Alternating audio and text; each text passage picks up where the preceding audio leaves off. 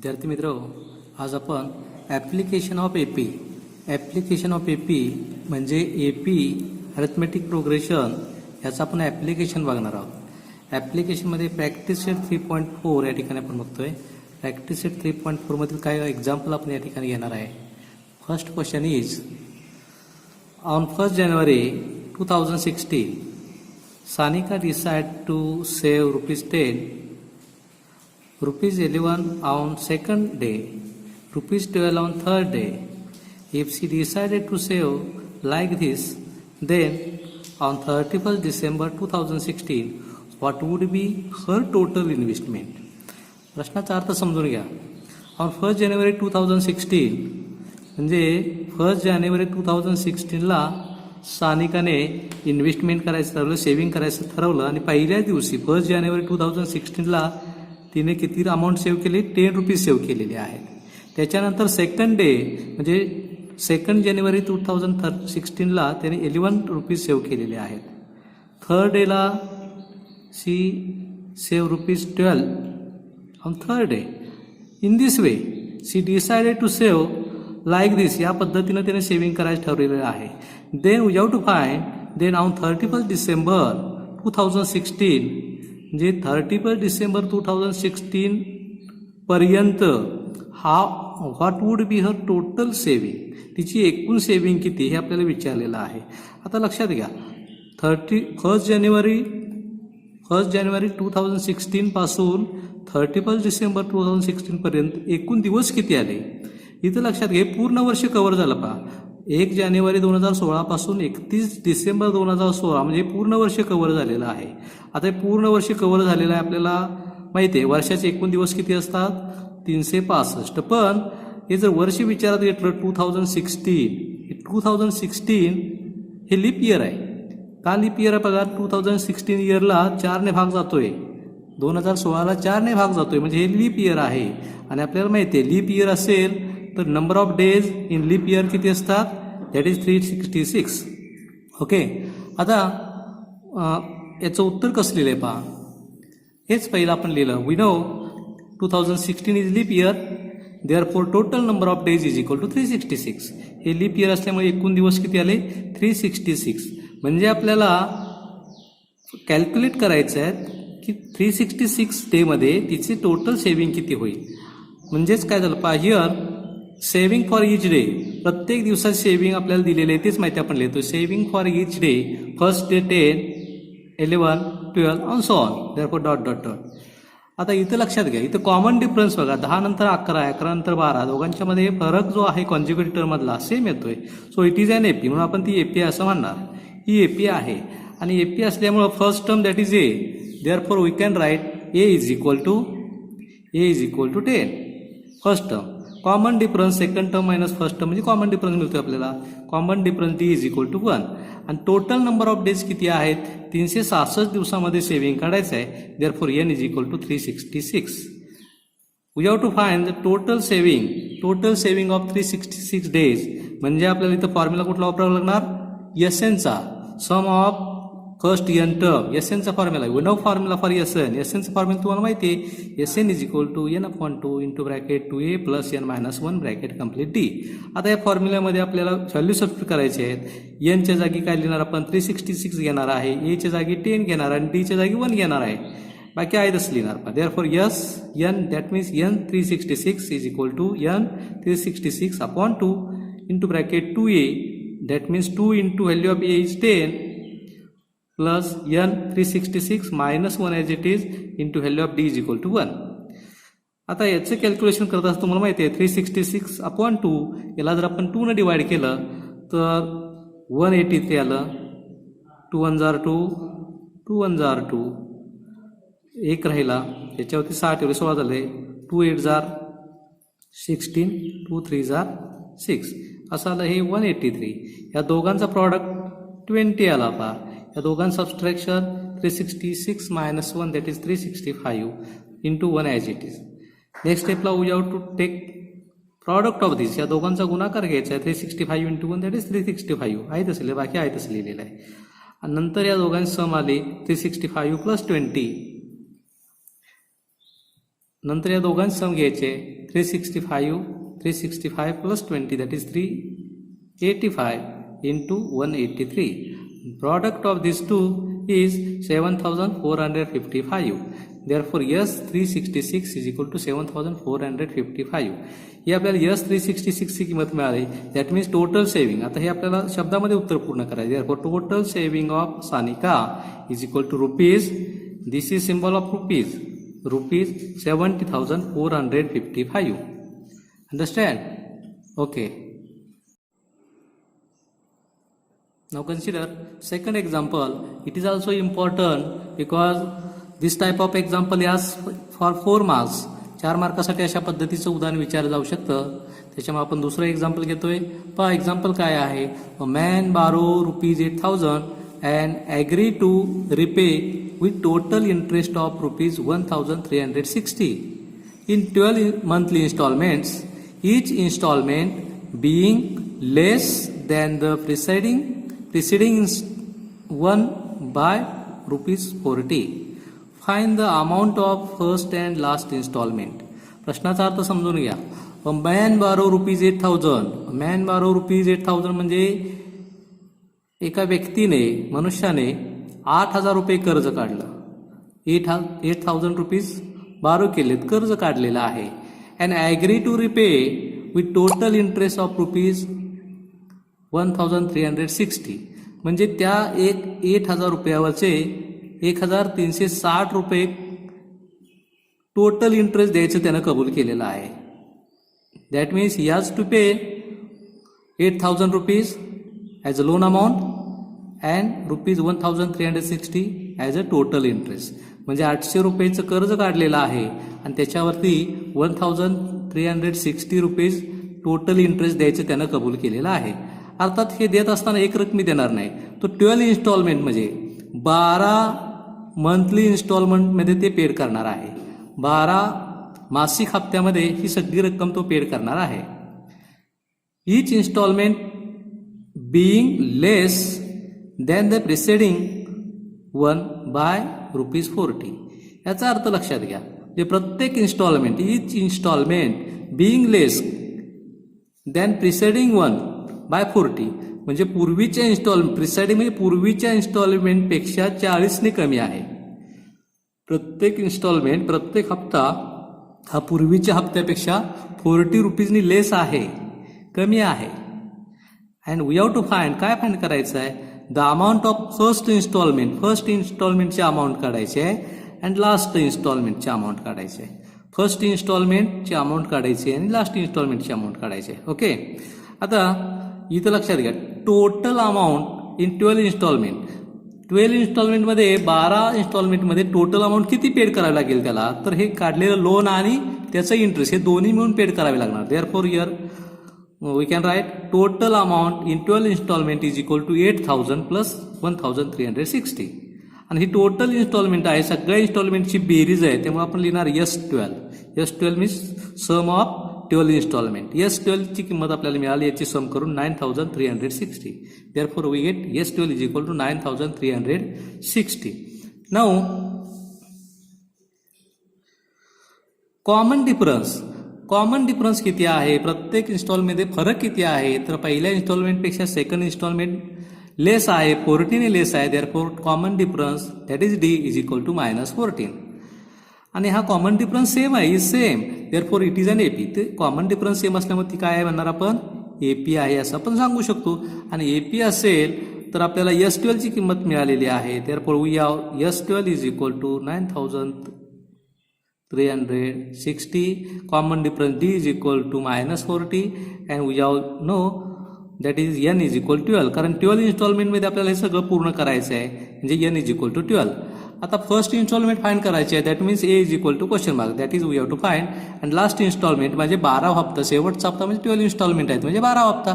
12 instalment that is T12 is equal to question mark, म्हणजे या दोघांच्या आपल्याला किमती काढायच्या आहेत. आता आपल्याला एस एनची किंमत माहिती आहे म्हणून आपण एस एनचा फॉर्म्युला लिहिणार. What is formula for S N? We know that S N is equal to N upon 2 into bracket 2a plus n minus 1 bracket complete T. Substituting value of S N and N. S एनची value आपण substitute केलेली आहे. एनची किंमत 12 आहे, S 12. Therefore एनची किंमत 12 upon 2 into bracket 2a as it is. एनची value 12 minus 1 into डीची value minus 14. You know value of SN, that is 9360 SN आपण S12 ची किंमत लिहिलेली आहे. 12 divided by 2 we get 6. 2a as it is. Subtraction of this is minus 11 into minus 14 as it is. You know we have to transfer this factor 60 towards LHS. It becomes divided by. असा हा जर आपण डावीकडे घालवलं तर भागिले होईल. Therefore 9360 upon 6 is equal to 2a as it is, and this 11 minus 14, that is minus 440. या दोघांचा प्रॉडक्ट घेतला तर आला minus 440. By dividing this number by 6 we get like this. 6 1 are 6, 6 1 are 6, 3 राहिले, 3 6 5 are 30. Remainder is 3, 6 are 36 and 0 as it is. Therefore we get 1560 is equal to a minus 440. Translating this towards LHS we get this plus 440. 1560 plus 440 we get 2000 is equal to 2a. We have to find the value of a, therefore put a as it is towards RHS. a ची किंमत काढते म्हणजे आहे तसं उजवी ठेवला. This factor is shifted towards LHS. याला आपण डावीकडे शिफ्ट केला. We'll divide it by 2000 divided by 2 we get 1000 is equal to a. That means a is equal to 1000. a means the first installment. We can complete answer in word. शब्दामध्ये आपण उत्तर पूर्ण करा. Therefore first installment is equal to a is equal to rupees 1000. Okay. Now we have to find that last installment. शेवटची आपल्याला instalment काढायची आहे. That is T12. For that त्याच्यासाठी आपण फॉर्म्युला कोणता वापरणार? TN चा फॉर्म्युला यूज करणार. Therefore TN is equal to a plus n minus 1 bracket complete T. This is a formula to find the n term. We have to find the 12 term. 12 term काढायचे आहे. Therefore T12 is equal to substituting value of a. आपण किंमत काढली आताच. a ची किंमत 1000 आहे. n 12 minus 1 into minus 40. Firstly we have to subtract this 12 minus 1, that is 11 as it is. बाकी आहे तसंच into minus 12. By multiplying this we get minus 440 and 1000 minus 440 we get 560. This is the 12th term, that means last installment. Therefore completing answer in word. शब्दामध्ये उत्तर पूर्ण करून पहा. Therefore last installment is equal to rupees 560. या पद्धतीने आपल्याला हे उदाहरण सोडवतात. Understand? Okay. Now I'll give the hints of some other examples. राहिलेल्या उदाहरणाचे काय मी तुम्हाला हिंट देतोय ते तुम्ही उदाहरण घरी पूर्ण करायचे आहेत. एक्झाम्पल नंबर 3 पहा. तिसरं उदाहरण लक्षात घ्या. Sachin invested in a national saving certificate scheme. म्हणजे नॅशनल सेव्हिंग सर्टिफिकेट स्कीममध्ये सचिनने गुंतवणूक केलेली आहे. In first year he invested rupees 5000. पहिल्या वर्षी 5000 रुपीज इन्व्हेस्ट केलेले आहेत. In second year 7000. दुसऱ्या वर्षी 7000 रुपीज इन्व्हेस्ट केलेले आहेत. And third year 9000. तिसऱ्या वर्षी 9000 रुपीज इन्व्हेस्ट केलेले आहेत. And so on. अशा पद्धतीने त्याने इन्व्हेस्टमेंट करत गेलेला आहे. Find the total amount of investment in 12 year. म्हणजे 12 वर्षामध्ये एकूण किती त्याची इन्व्हेस्टमेंट झाली असेल. सगळ्या इन्व्हेस्टमेंटची बेरीज करायची आहे. पहा या ठिकाणी सगळ्या इन्व्हेस्टमेंटची बेरीज करायची आहे. म्हणजे आपल्याला कशाची किंमत काढायची आहे? S12. 12 इन्व्हेस्टमेंट केलेले आहेत. 12 इन्स्टॉलमेंट केलेले आहेत. ते 12 इयर इन्व्हेस्टमेंट केलेली आहे. म्हणजे आपल्याला N ची किंमत 12 दिलेली आहे. आणि सगळ्यांची सम काढायची, टोटल काढायचे. That means we have to find S12 ची किंमत काय फाइंड करायची आहे. आता इथे दिलंय काय पहा. फर्स्ट इयरला त्याने 5000 इन्व्हेस्टमेंट केलेली आहे. म्हणून आपण लिहिणार काय? हीज इन्व्हेस्टमेंट असं म्हणायचं. आणि लिहायचं 5000. सेकंड इयरला 7000. थर्ड इयरला 9000 and so on. Dot dot dot. It is an AP. ही एपी आहे. मग ही जर एपी असेल याच्यावरून तुम्हाला एची किंमत लिहिता सांगा. ए इज इक्वल टू किती? 5000. कॉमन डिफरन्स डी किती येईल सांगा? D 7000 minus 5000 we get 2000. डीची व्हॅल्यू किती मिळाली? 2000, डीची व्हॅल्यू 2000 मिळाली, एनची व्हॅल्यू किती आहे 12 आहे, आणि आपल्याला कशाची किंमत काढायची आहे S12ची किंमत काढायची आहे. S12ची किंमत काढण्यासाठी आपण SN चा फॉर्म्युला यूज करणार आणि SN चा फॉर्म्युला यूज करून तुम्हाला S12ची किंमत मिळेल. ओके, ठीक आहे. Now consider fourth example. चौथ्या उदाहरणाचा आपण विचार करूया. There is an auditorium with 27 rows. Auditorium आहे म्हणजे सभागृह आहे, त्याच्यामध्ये रोज किती आहेत, रांगा किती आहेत, चेअरच्या सीटच्या खुर्च्यांचे रांगा आहेत 27 रोज आहेत.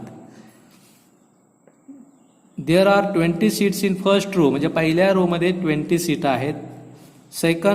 22 सीट्स इन सेकंड रो, दुसऱ्या ओळीमध्ये 22 सीट्स आहेत. 24 सीट्स इन थर्ड रोमध्ये 24 सीट्स आहेत, अँड सो ऑन. या पद्धतीनं खुर्च्यांची मांडणी केलेली आहे. Find the number of seats 15th row, म्हणजे 15th रो मध्ये असणाऱ्या चेअरची और सीटची संख्या काढायची. Number of seats in 15th row म्हणजे 15व्या रो मध्ये असणाऱ्या सीटची नंबर किती आहे, संख्या किती आहे ते काढायचं आहे.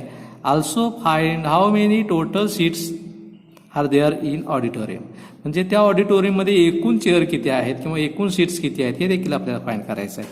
आता पहिल्यांदा लक्षात घ्या, नंबर ऑफ सीट्स लिहिताना आपण काय लिहिणार, number of seats in auditorium are number of seats in auditorium, म्हणजे number of seats in auditorium.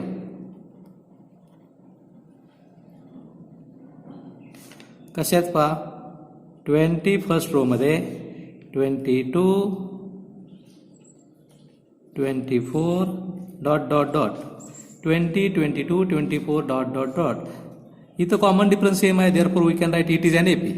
It is an AP, ही एपी आहे आणि एपी असल्यामुळं आपण काय लिहू शकतो, therefore A is equal to सांगा किती, A is equal to 20, D is equal to 22 minus 20, that is we get 2, and we have to find 15th row. 15th row मधली आपल्याला किंमत काढायची आहे. Therefore N is equal to 15 आणि we have to find T15. T15ची किंमत काढायची आहे. पहिल्यांदा T15ची किंमत काढायची. मग T15ची किंमत काढण्यासाठी TN चा फॉर्म्युला यूज करणार आपण. TN is equal to A plus N minus 1 bracket complete T. हा फॉर्म्युला यूज करून तुम्हाला TNची म्हणजे T15ची किंमत मिळेल. That means number of seats in 15th row मिळेल. आणि total number of seats in auditorium, auditorium मधल्या सगळ्या सीट्सची संख्या काढायची आहे. ऑडिटोरियम मध्ये टोटल रो किती आहेत, 27 रो आहेत. म्हणजे we have to find value of S27. S27ची किंमत काढायची आहे, त्यासाठी तुम्हाला SN चा फॉर्म्युला यूज करावा लागेल. ओके, ठीक आहे. Example number 6, that is on the world environment day tree plantation programme was arranged on a land which is triangular in shape. म्हणजे ट्रायंग्युलर शेप असणाऱ्या लँडवरती हा प्रोग्राम अरेंज केलेला आहे. कशाचा प्रोग्राम आहे तर ट्री प्लांटेशन, झाडं लावण्याचा प्रोग्राम अरेंज केलेला आहे. आणि जी जागा आहे ती ट्रायंग्युलर शेपमध्ये आहे. There are trees are planted such that in the first row there are 1 tree. पहिल्या रोमध्ये 1 ट्री, पहिल्या ओळीला 1 ट्री लावलेला आहे. In second row there are 2 trees, second row मध्ये 2 ट्रीज लावलेले आहेत. इन थर्ड रो, तिसऱ्या ओळीमध्ये 3 ट्रीज, अँड सो ऑन. या पद्धतीनं. So find the total number of trees in 25 row. 25 row मध्ये असे जर 25 रो असतील तर एकूण नंबर ऑफ ट्रीज किती आहेत, म्हणजे आपल्याला किंमत काढायची आहे ती S25ची. कशाची किंमत काढायची आहे, S25ची किंमत काढायची. त्यासाठी आपल्याला SN चा फॉर्म्युला यूज करावा लागणार आहे. आता इथं एपी कुठले सांगा, फर्स्ट रो मध्ये 1 ट्री आहे. Therefore 1, 2, 3 dot dot dot it is an AP. ही एपी आहे. Therefore A is equal to 1 आला. Common difference 2 minus 1 that is equal to 1. A is equal to 1, D is equal to 1, and we have find sum of all trees in 25 row. That means n is equal to 25. आणि SN ची किंमत काढायची आहे, तर formula SN ची लिहिता येईल आणि तुम्हाला किंमत